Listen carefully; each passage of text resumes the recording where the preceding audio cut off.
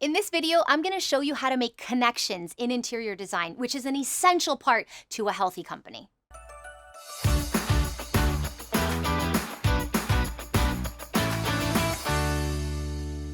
So you'll want to make connections in efforts of generating leads. Like that's the whole point here, right? So there are 4 really powerful ways to make connections that generate leads. Do you want me to tell you what they are? I will if you subscribe. Awesome.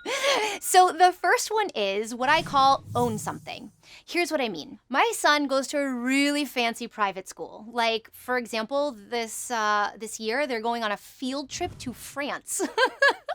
So I'm really intentional with owning the school. What I mean is I want to show up and own the room, you know? Like I show up with intention, I show up to everything, I make friends with everyone, I sponsor the bounce house at the field festival, I do all the things, show up in all the places and all that, right? I'm like star mom in that setting. That's what I call owning something.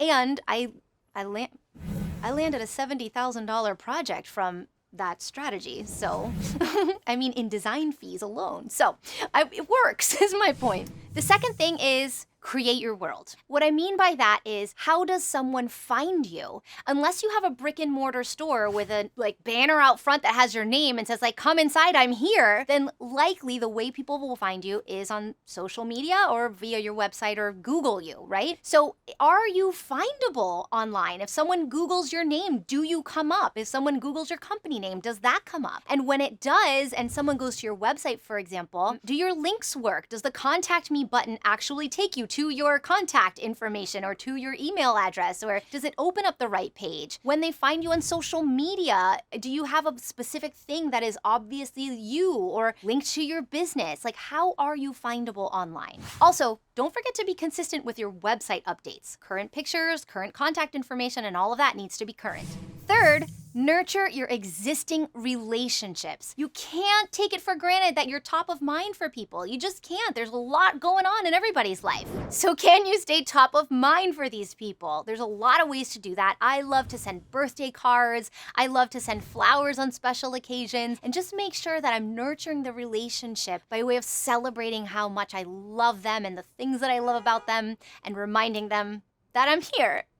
Finally, active targets. Now, this, in my most recent years of business, has been an eye-opening learning point for me. In the past, I've kind of just networked and made connections with different types of people to try to generate leads. And I had this realization, why don't I go after exactly what I want? And so I started doing that, and it works.